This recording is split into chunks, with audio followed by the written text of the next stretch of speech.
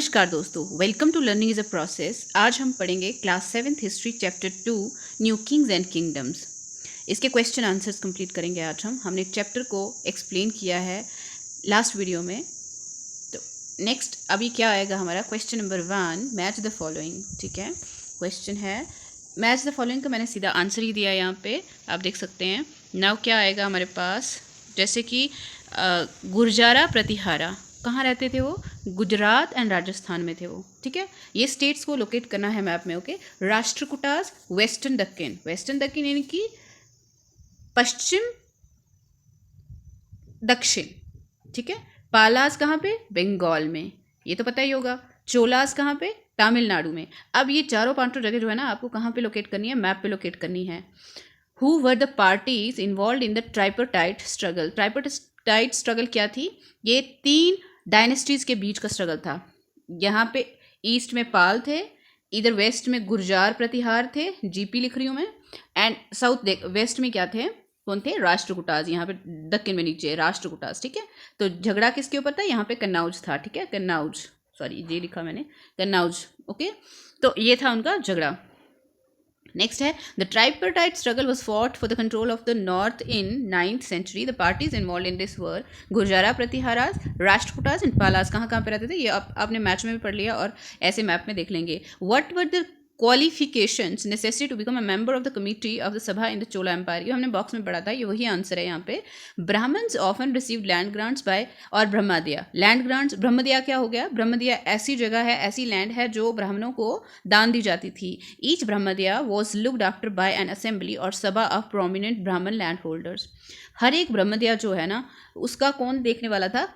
एक बहुत ही बड़े ब्राह्मण हुआ करते थे जिनके पास खूब सारी ज़मीन उन्हें दान में मिलती थी। The sabha had separate committees to look after irrigation works, gardens, temples etcetera.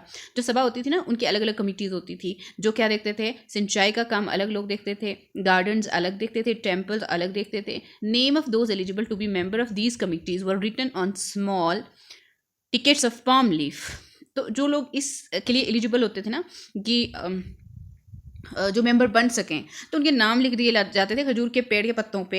And kept in an earthenware pot, वो हमने पढ़ा था कि एक मिट्टी के बर्तन में डालते थे। From which a young boy was asked to pick the tickets, वहाँ से एक बच्चा उठाता था tickets 1 by 1 for each committee, और एक एक कमिटी उठाती थी, जिसका भी नाम आता था वो कमिटी का मेंबर बन जाता था।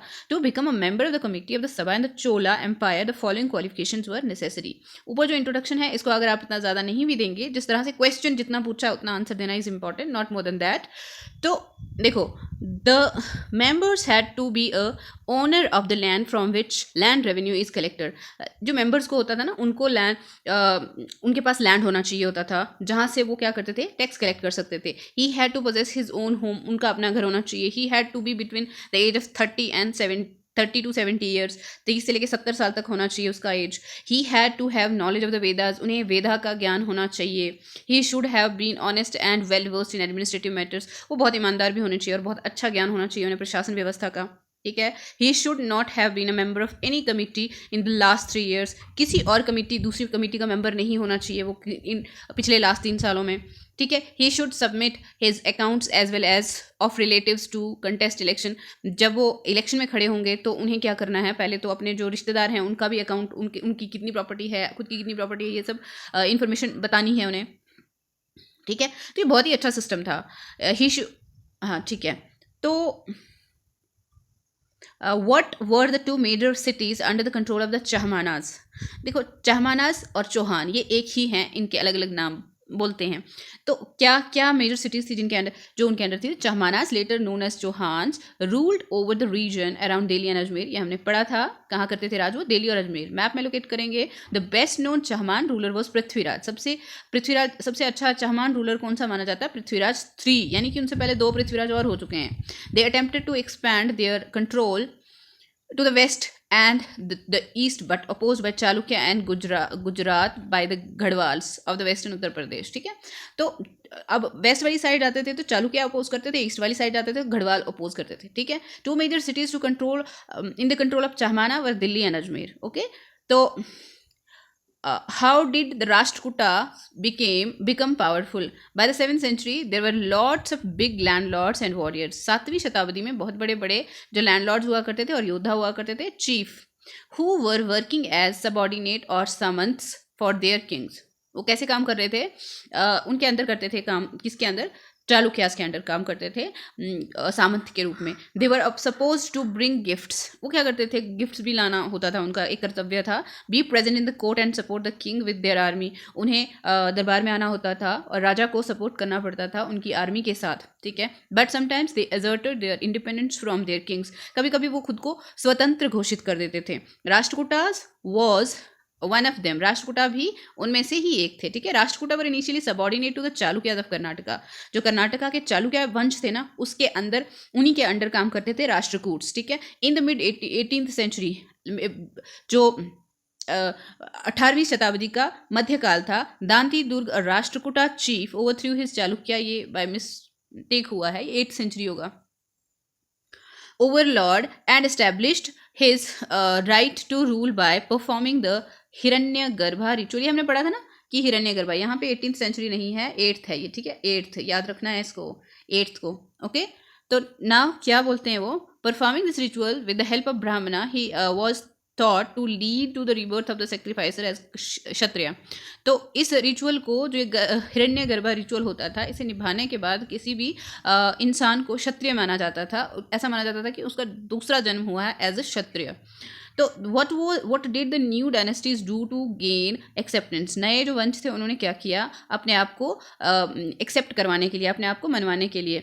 To gain acceptance, the new dynasties did certain things like they took on new titles. जो नए वंश आए उन्होंने कुछ ऐसे काम किए जैसे नए नए टाइटल्स लिए बड़े बड़े. Many of these new kings adopted high sounding titles. बहुत बड़े बड़े ऐसा लगता है, मतलब ना, जिसको कहते हैं लेविश टाइटल्स वो इस्तेमाल करते थे, जैसे महाराजा, अधिराजा और त्रिभुवन चक्रवर्ती एंड सो ऑन. मतलब राजाओं के राजा, 3 लोगों के राजा करके ऐसा.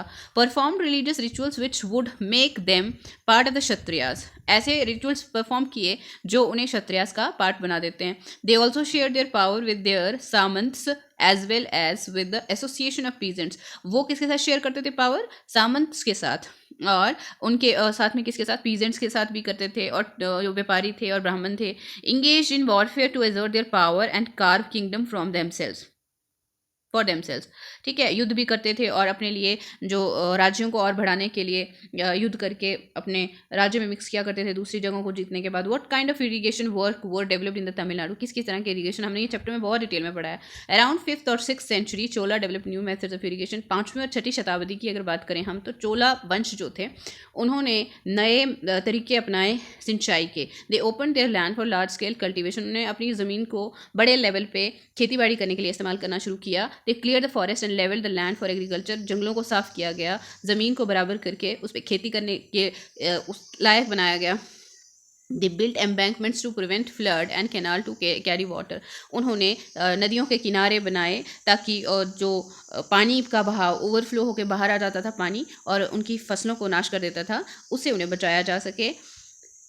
The irrigation work developed in the Tamil region with the help of artificial ways to water their crops via wells, tanks to collect rainwater and river channels. देखो आर्टिफिशियल वे क्या होता है कि एक कृत्रिम तरीका, जैसे खुद मानव खुद बना के करेंगे. टैंक बनाएंगे, वहाँ पानी बारिश का इकट्ठा करके रखेंगे, फिर कुएँ खुदाएंगे, फिर वहाँ से पानी इस्तेमाल करेंगे, और पानी जो बड़ी बड़ी नदियों को छोटी छोटी चैनल्स में डिवाइड करके उनको जगह जगह पे पानी के लिए इस्तेमाल किया जाएगा. इस तरह से उन्हें काफ़ी काम किए. What were the activities associated with Chola temples. हमने पढ़ा था ये.